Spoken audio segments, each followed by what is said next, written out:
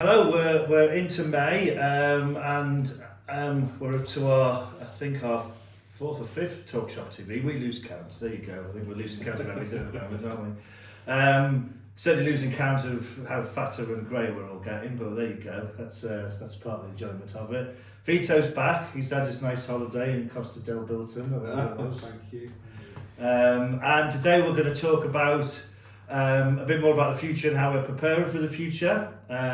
We've got Paul Turner, our commercial director, joining us as well, virtually, live from Polton Field, where it's not really live, but you'll get the gist when it happens. Because I think it's important we start talking about the future. We mentioned a bit about that last week and actually in earlier issues of TalkShop TV. But obviously this week's been quite significant in terms of Boris, our beloved Prime Minister, is back. Father Boris is now back, and he started to talk a bit more around plans for coming out of lockdown. And while we know more than what you will have known and what he will have said this week, obviously we're beginning to think a bit more about that. So I want to share a bit more about that with you. Some here and now, though. I think there's more things we're doing to make sure we're looking after you in the workspace and those of you at home as well. And Vitto's got an update around some of that.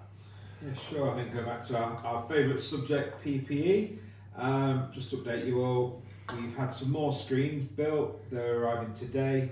So there's another 100 screens which we'll keep on stock. And as we ramp up services, we'll make sure the vehicles are deployed with the screens that we're using at the moment. Still got good levels of sanitizer and gloves and visors in stock. So, you know, as always, if you need any, go to your local managers, duty managers, supervisors, and they should be able to help you in that. I guess one of the biggest questions we get at the moment, and something we're speaking with the unions with as well, is wearing of masks.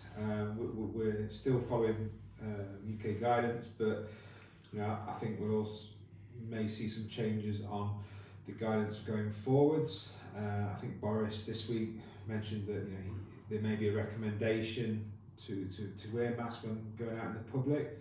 And just so you know that we I think 4 weeks ago now placed an order of 10,000 clinical masks.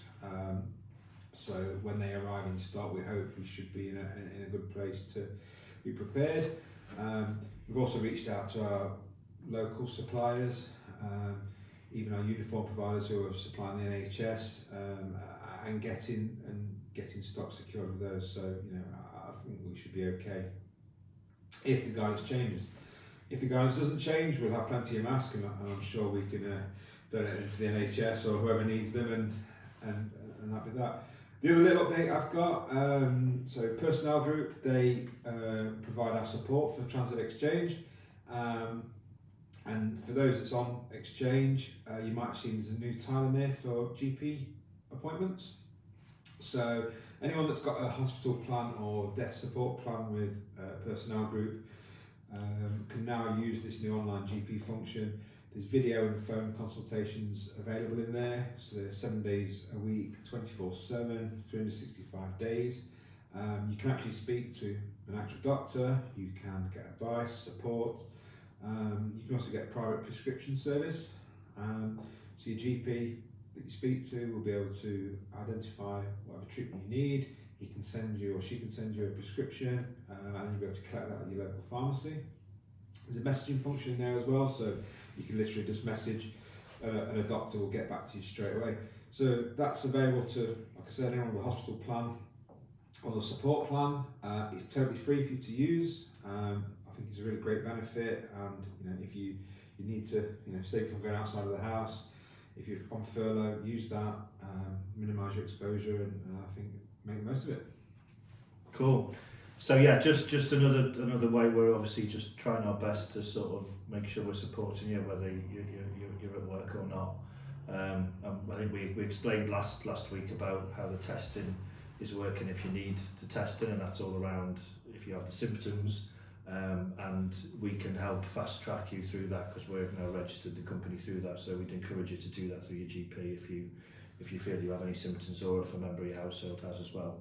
So again, just all things we're just trying to do to support you as best as we can. Going to hand over to Paul Turner now, our commercial director, who will explain a little bit more around the thinking process in the commercial team to plan services now and in the future. Hi everybody, I just wanted to give colleagues an update on the work the commercial team are doing as we work out how to rebuild our network after the restrictions on movements and such like begin to be eased. So unfortunately, obviously, we don't know what's going to happen and when, so there's a degree of guesswork in this, but also a lot of data analysis. We think the initial focus will need to be adding in extra buses where we've got busy services at the moment, and we've made some plans to do that so that they're in the drawer ready for that to happen as more people start to go back to work. We've also put a button on the ticketing machines this week, so whenever you feel that your bus is half full or more, then press that button and that'll flag up in the data to us that we need to look in more detail of that. We do check our data daily, but equally that will give us a heads up as to where to look. We also like your feedback, so there's plenty of ways of getting in touch through WhatsApp. So if there's any commercial stuff that goes through the WhatsApp message, it tends to come to me to look at, or just talk to your line manager as normal, or drop us an email to the usual addresses that we have for that sort of thing. We're also talking with local authorities, as we usually do, to make sure any feedback they've got incorporated in our plans. Likewise, we've got social media communications with customers. People are regularly getting in touch to let us know about workplaces that may be reopening or such like. Equally, if you guys have any information on that, do get in touch. We do think that when measures are relaxed over time, it will probably be a phased approach. We don't know what that phasing will be, so we've taken a look back at the data from earlier this year and back end of last year, and categorised our routes as to whether they're reliant on people who travel to work or people who travel to school or older people. And if there's restrictions eased on some of those groups, that means we may be able to increase those services before we do others. So that's trying to give us a number of options so we can build up the routes in a way that gets the right level of capacity but doesn't necessarily have too much provision on there. So all that's underway at the moment. We're trying to get a number of different scenarios planned so that when things go live, we've got everything in place for you. We appreciate people were supportive while we were reducing the network, didn't necessarily have rosters available as soon as we wanted, but we tried our best to come up with some scenarios and build up rosters and duties early on there. So I think that's pretty much it from me. I'll hand you back to Alex and Vitto, and I hope to speak to you all again soon. Thanks. Okay, thanks Paul for that. So just a bit more about general stuff about how we're dealing with the ramp up. So we're in quite a fortunate position insofar as, you know, we're heavily involved in the thinking behind the decision making in terms of how government are approaching lockdown and the release of lockdown in terms of how it relates to transport. So as Paul mentioned, you know, we're always talking to stakeholders. You know, we have regular calls with each of the authorities that we're dealing with on a weekly or even every few days, I think, at the moment.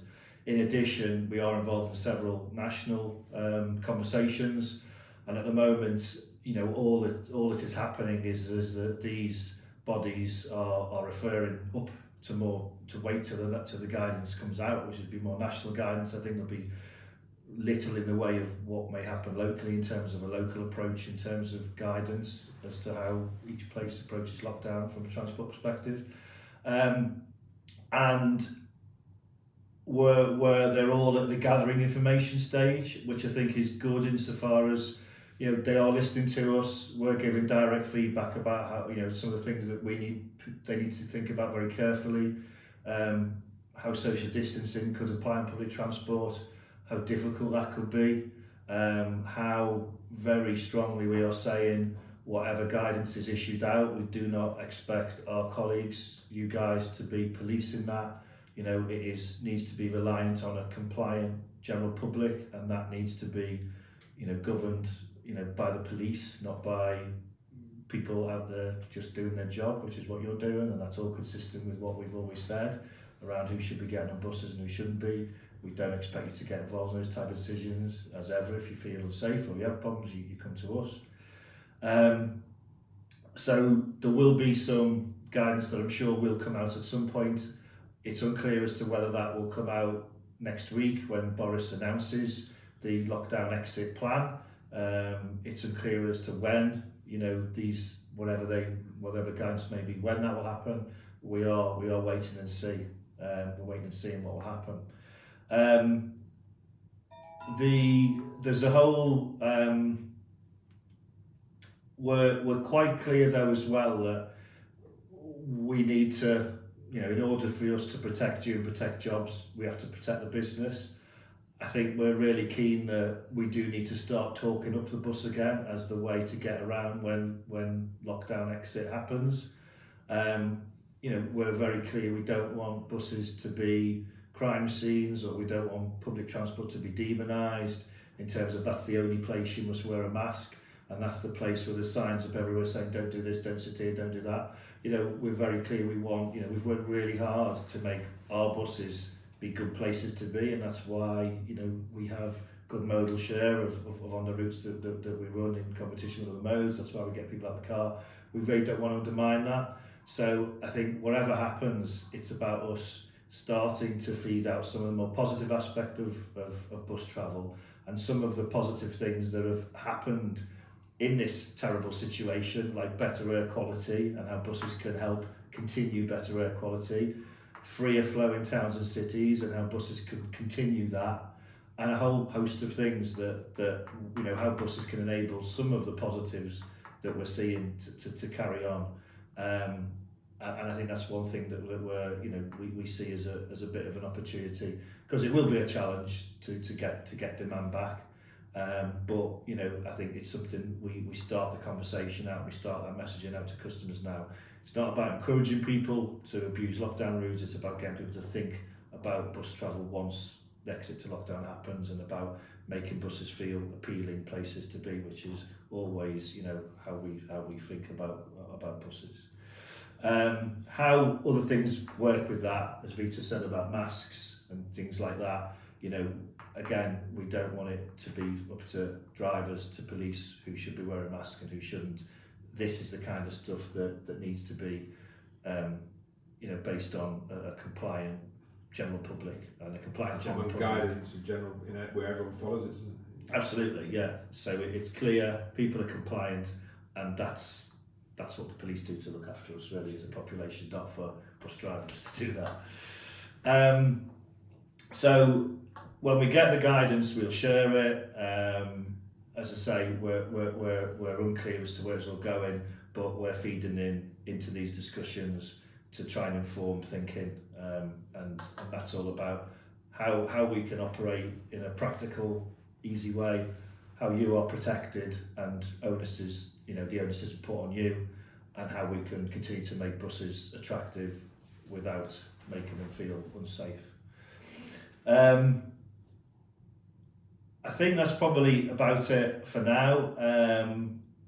We are continuing to communicate during the week, as you know. WhatsApp groups remain really busy and really useful for us. We're still getting lots of good feedback on that.